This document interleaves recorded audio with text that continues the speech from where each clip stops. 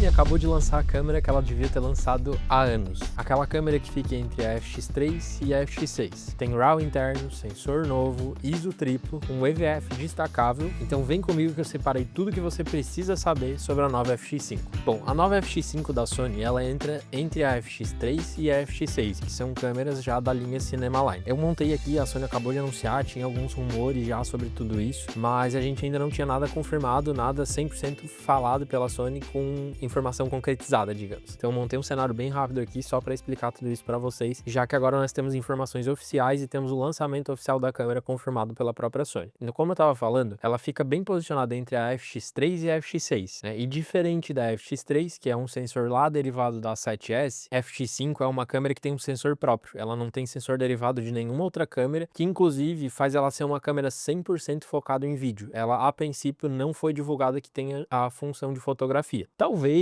num futuro mais distante, a gente tenha uma atualização de software e tudo mais que faça a câmera fazer foto, mas por enquanto a Sony não divulgou nada a respeito disso. Bom, sobre rumores de preço, apenas foi divulgado por enquanto em euro. A princípio, é para ela ficar em torno de 5.400 euros, enquanto a FX3A e B, né, elas custam na faixa de 3.600 euros, mais ou menos. Eu não tô divulgando o valor em dólar porque o próprio site, todas as informações que eu tirei aqui foram dos sites da Cined. Então eu vou deixar o link com todas as informações aqui embaixo. Por enquanto, o site divulgou essas informações de preço. Talvez ela custe um pouco mais, talvez ela custe um pouco menos, a gente só vai saber de fato quando ela chegar no mercado. Então, com esse preço, a gente já consegue ter depois uma análise futura se, pô, eu tenho uma FX3, vale a pena eu migrar para uma FX5? Ou vale a pena eu migrar para FX6? Bom, mas vamos ao que interessa. O que tem de novo nessa tal FX5 que a gente estava esperando há tanto tempo? Bom, a gente tem um sensor de 16.6 megapixels, que é uma melhoria já significativa com base na FX3 e na 7S3, que é o mesmo sensor, e é um sensor retroiluminado e parcialmente empilhado. É um sensor novo, como eu falei, não é o sensor como a FX3 e a 7S3, que usam o mesmo sensor na 7S3, na FX3, na ZV-1 e em várias outras câmeras ali que a Sony só adaptou esse sensor. Não, esse é um sensor completamente novo, um sensor também retroiluminado, que em tendência é para trazer uma qualidade muito legal. Sobre o processador, ela trouxe o processador BioNZ XR2, que é aquele processador com uma unidade de IA integrada. Então a gente, né, em prévia já vai ter, a princípio, aquele autofoco com IA. Sobre as gravações, ela faz 5K em 3.2, ou seja, em Open Gate. Ótimo para quem vai usar lente anamórfica, para quem, né, planeja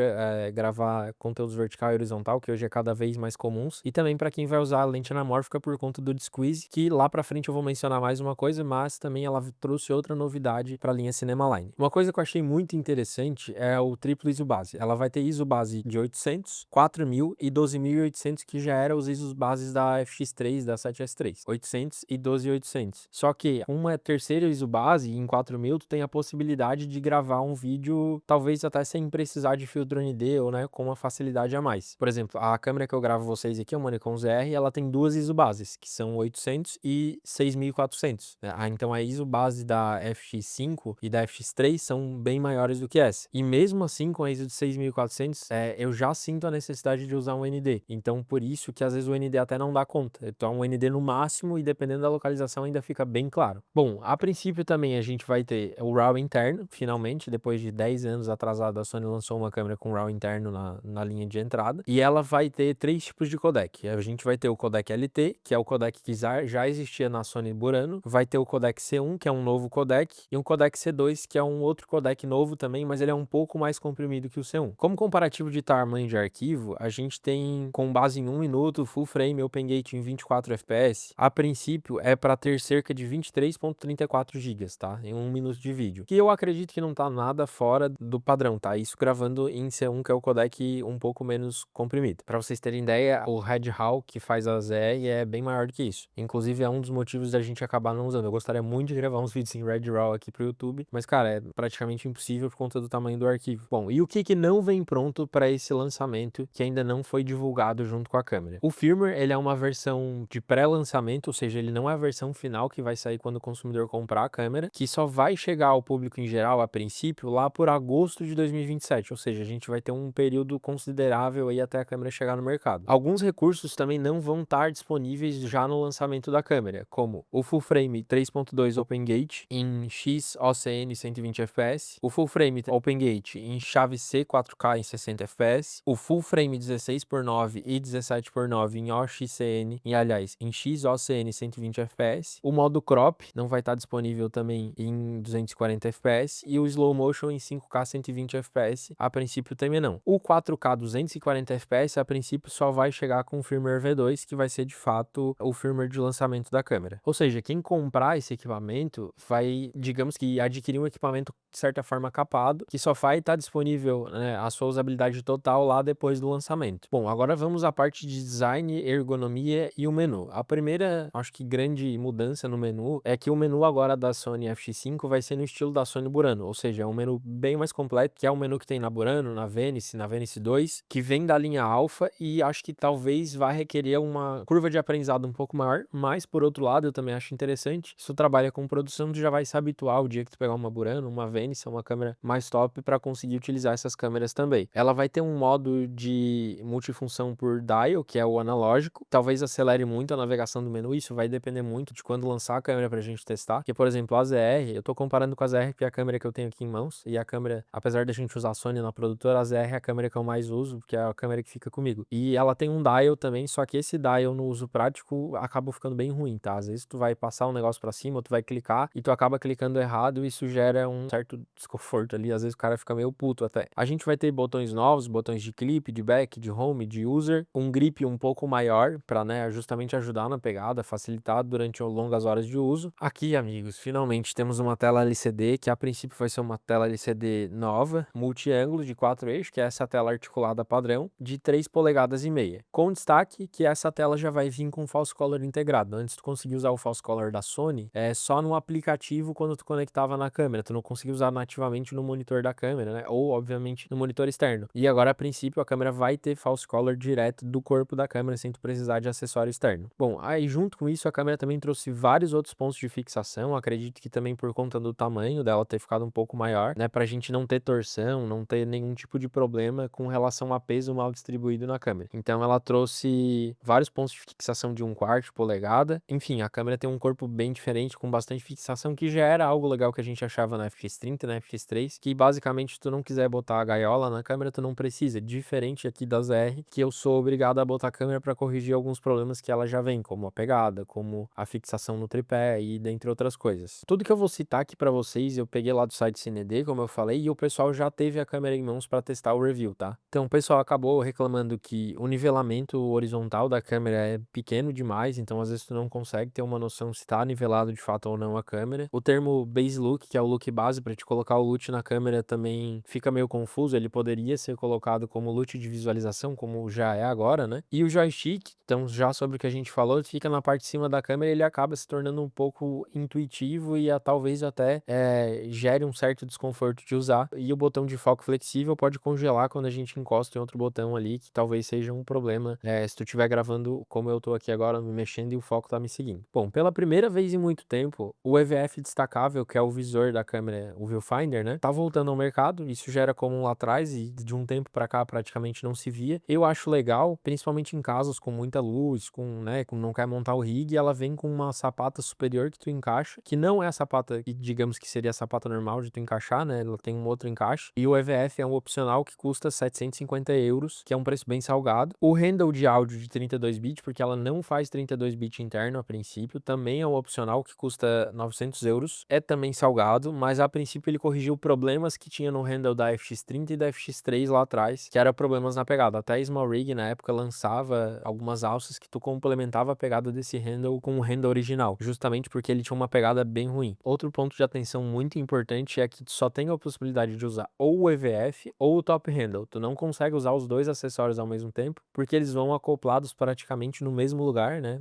Uma diferença muito pequena de espaço. Então, talvez seja um ponto a se pensar. O EVF pode ser inclinado, mas a borracha dele a princípio também ficou meio dura para quem usa óculos, talvez gere um certo incômodo ou desconforto durante o uso. O XLR ali do top handle faz 96 kHz e 32 bit float de áudio. Não é nada exclusivo, nada fora da curva, praticamente todas as outras câmeras já tem. Mais uma vez, a ZR que me grava tem 32 bit float já interno, então, né, nada de novo. Sobre autofoco, estabilização e recursos de imagem, vamos lá. O autofoco, cara, o autofoco da Sony é perfeito, esse autofoco já tá presente em outra câmera, me fugiu na memória, né, mas é aquele autofoco com IA que, cara, eu acho que hoje é o melhor autofoco do mercado, não tem discussão sobre isso. Pelos testes do ND, funcionou em todas as ISOs, até em ISO 2800, com cenários extremamente escuros, o autofoco funcionou super bem. Ela tem 3 modos de estabilização, temos o modo Standard, o modo Dynamic e o modo Active, que quanto mais forte vai ser o modo de estabilização, obviamente maior vai ser o crop na tua imagem final que vai sair da câmera. Um ponto importante é, a estabilização não funciona com o squeeze no modo anamórfico, então se tu tá usando uma lente anamórfica, muito provavelmente a estabilização não vai funcionar, porque ela é uma estabilização eletrônica a princípio, e tu vai precisar estabilizar depois. O pessoal do review estabilizou no Premiere e também não teve grandes problemas com isso. Acredito eu que se tu quiser jogar em outros softwares que fazem só a estabilização de imagem, como Giroflow e etc, tu também consiga fazer isso, até porque a estabilização tá desligada, e aí já resolveria esse problema. Como falamos da lente anamórfica, ela vai ter squeeze para lentes anamórficas de 1.3, 1.5, 1.6, 1.8 e 2.0, que já era esperado com a vinda desse menu da Burano e da Venice para a linha FX e para a linha de entrada de cinema da Sony.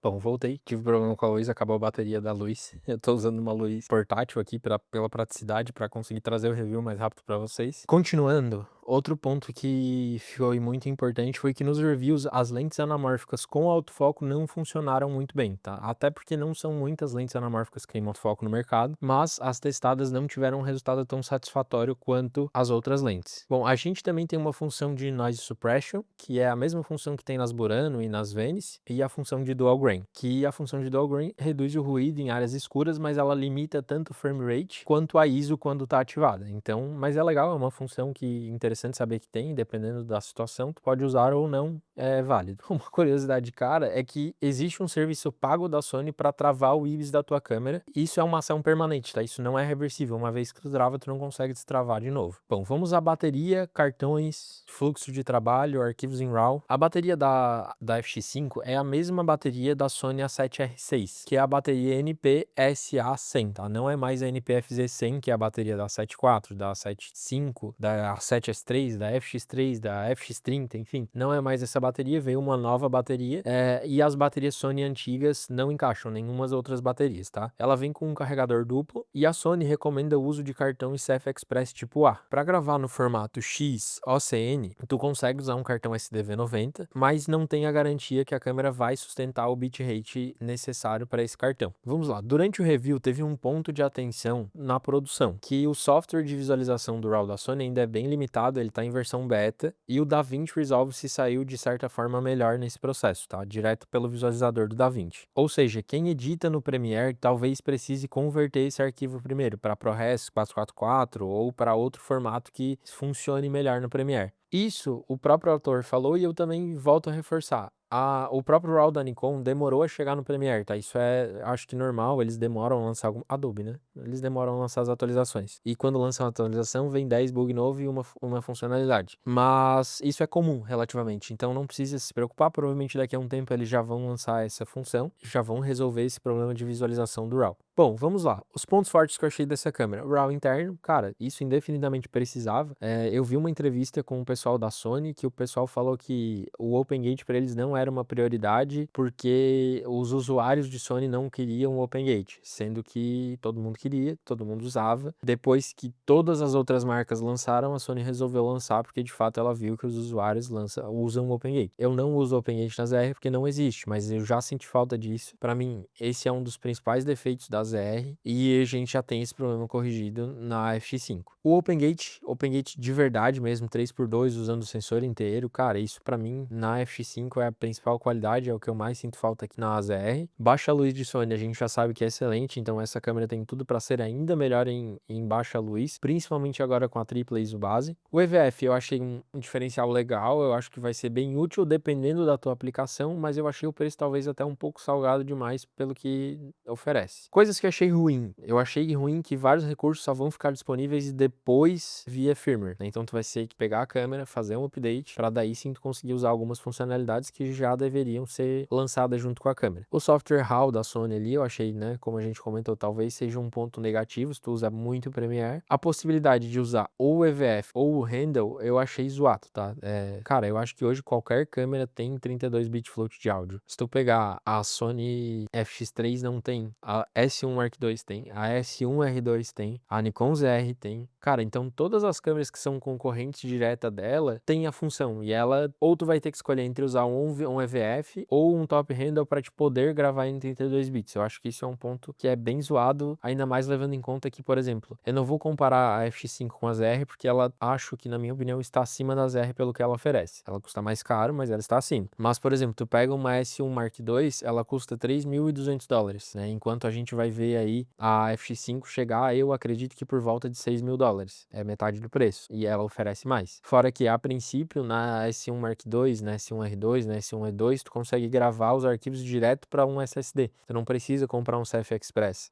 Um ponto que pesou bastante para mim quando eu fui pegar a ZR foi o CF Express tipo B. Cara, é um cartão extremamente caro. Na época que eu comprei um de 512 para poder gravar em RAW já foi caro. E com a chegada das IAs, o armazenamento ficou ainda mais caro. Então, vai se tornando quase que um impeditivo. Acho que agora uma pergunta que todo mundo tá se fazendo é: Isaac, vale a pena eu trocar a minha FX3 por uma FX5? Olha, sinceramente, eu acho que se tu tens uma FX3 e tu não faz questão de ter o OpenGate nem o RAW, não faz sentido, né? Teria que justificar essas duas trocas para ti, de fato, ir para uma câmera bem mais cara do que ela tá custando hoje. A FX3 hoje tá na faixa de $4.200. Eu tô dando o preço em dólar porque o preço em real varia muito, né? Então, se for um ponto crucial para ti, talvez faça sentido. Se não for, não sei te dizer, tá? Vai depender muito do teu fluxo de trabalho. No meu fluxo de trabalho, valeria a pena porque eu uso muito o OpenGate. Eu não tenho costume de usar RAW, mas dependendo do tipo de produção que tu usar, o RAW vai fazer sentido para ti, já que o RAW da FX3 só funciona com um gravador externo, e mesmo com gravador externo, todos os reviews que eu vi, o pessoal reclamou bastante de ruído no RAW da FX3, da 7S3 e dessas outras câmeras. Agora, se tu não tem uma câmera como a 7S3, uma FX3, eu acho que já faz sentido, tá? Se tu quiser manter no ecossistema Sony e se tu vai estar disposto a pagar todo esse preço, porque como já vimos, se tu não precisa do ecossistema Sony, tu tens outras câmeras mais baratas que não vão te entregar tanto, mas de fato custam menos, então tá tudo bem também. E eu acredito que essa câmera, cara, tu vai ter uma câmera aí para 7, 8 anos tranquilamente. E aí, comenta aqui embaixo se tu acha que essa diferença de preço vale a pena, vale tu pular de uma FX3 para uma FX5, se tu esperava mais dessa câmera ou não. Deixando aqui uma breve opinião minha, eu acho que, cara, é uma câmera muito legal. A Sony cobra o preço dela por ser Sony, né? Todo mundo usa Sony, todo mundo tem equipamento e peça de Sony, mas eu acho que a Sony talvez tenha errado no time de lançamento dessa câmera. Ela era uma câmera para ter sido lançada em 2024 no máximo, né? A gente tá em 2026. E eu acho que a Sony talvez tenha se acomodado um pouco antes de lançar essa câmera e ainda lançou uma câmera que de certa forma tá incompleta. Então, comenta aqui embaixo o que tu achou e até o próximo review. Valeu!